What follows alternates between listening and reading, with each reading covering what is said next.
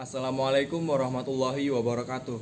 Perkenalkan, nama saya Sofyan Hadi, saya dari kelas 11 IPA 1. Di video kali ini saya akan memenuhi tugas biologi saya, yaitu praktek transport pasif, difusi dan osmosis. Oke, di langkah yang pertama, kita siapkan alat dan bahannya yang terdiri dari pisau, penggaris, garam, kentang, teh, 4 buah gelas, dan bahan tambahan lainnya seperti air panas dan air biasa, dan alat tambahan lainnya seperti teko. Di sini saya akan menjelaskan sedikit materi tentang mekanisme transport melalui membran. Mekanisme transport melalui membran adalah perpindahan molekul atau ion yang melewati membran, dan ada dua macam mekanisme transport melalui membran, yaitu transport pasif dan transport aktif. Transport pasif merupakan perpindahan molekul atau ion tanpa menggunakan energi sel. Perpindahan molekul tersebut terjadi secara spontan mengikuti gradien konsentrasi. Contoh dari transport pasif yaitu difusi dan osmosis.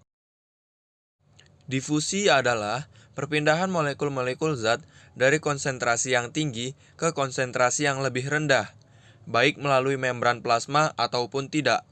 Difusi dibedakan menjadi dua, yaitu difusi sederhana dan difusi terbantu. Dan yang selanjutnya adalah osmosis. Osmosis merupakan perpindahan molekul air melalui selaput semipermeabel selektif dari bagian yang lebih encer ke bagian yang lebih pekat, atau dari bagian yang konsentrasi pelarutnya tinggi ke konsentrasi yang pelarutnya rendah, sehingga pada akhirnya tercapai keseimbangan untuk laju pelarutnya. Transport aktif merupakan gerakan atau perpindahan yang menggunakan energi untuk masuk dan mengeluarkan ion dan molekul melalui membran sel yang mempunyai sifat permeabel untuk menjaga keseimbangan molekul kecil di dalam sel. Pengertian lain dari transport aktif adalah jenis transport membran yang membutuhkan energi untuk melakukan aktivitasnya. Baiklah, di tahapan selanjutnya saya akan memotong kentang saya sesuai bentuk yang saya inginkan. Di sini saya akan memotongnya menjadi balok.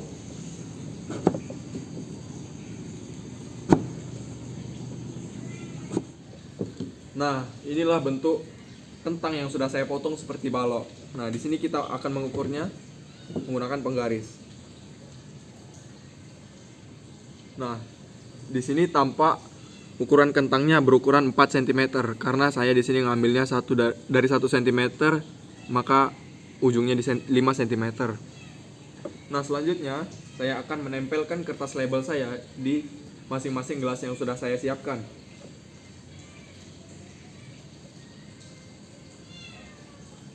Di sini ada air garam.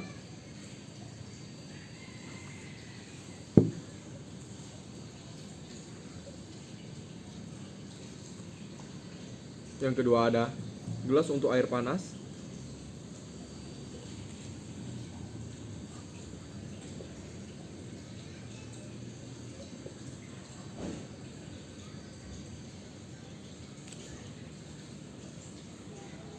Yang ketiga ada gelas untuk air biasa.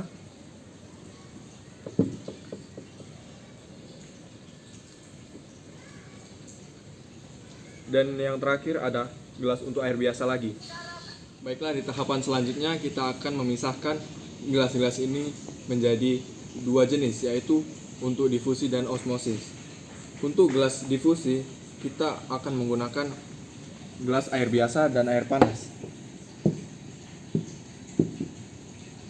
Untuk osmosis, kita menggunakan air garam dan air biasa. Nah, selanjutnya kita akan menuangkan air ke dalam gelas-gelas yang sudah disiapkan.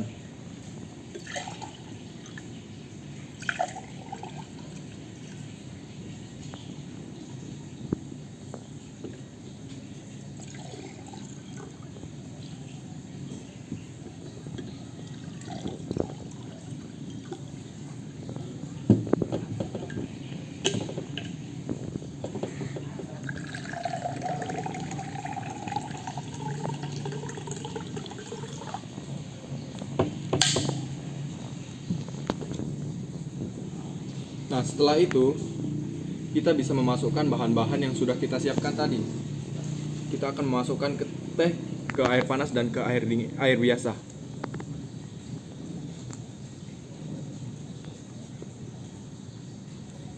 Lalu kita akan masukkan garam ke air yang ini.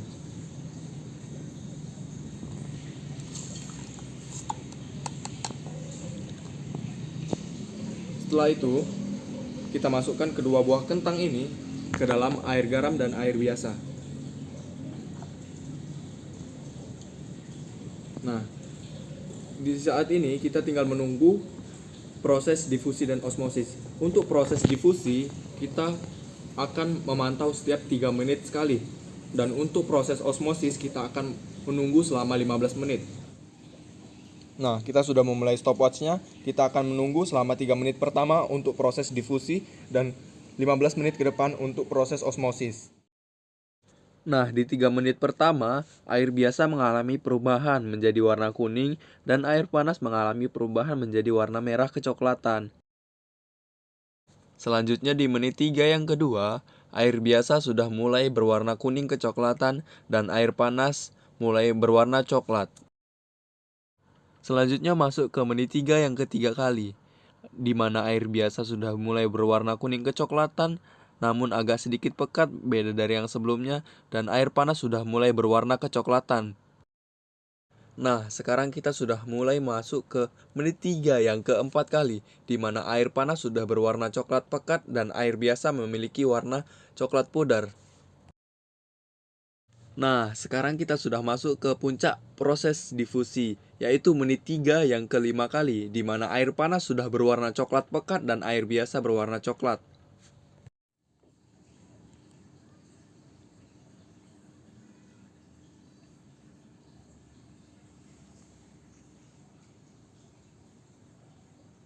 Setelah 15 menit, kita akan cek kentangnya apakah ada perubahan atau tidak. Untuk air biasa, kita akan lihat dari teksturnya sama saja keras, dan untuk ukurannya kita akan uji menggunakan penggaris. Wah, ternyata mengalami perubahan sebesar 0,1 cm. Ini bisa dilihat. Untuk di air garam, kita akan melihatnya.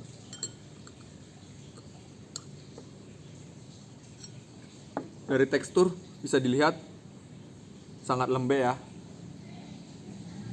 sangat lentur.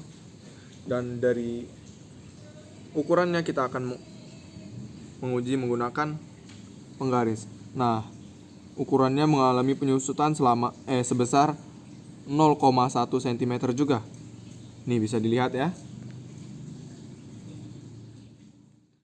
Kesimpulannya adalah, dari kedua percobaan yang sudah saya lakukan, saya menemukan bahwa di difusi, suhu air sangat berpengaruh terhadap waktu yang diperlukan.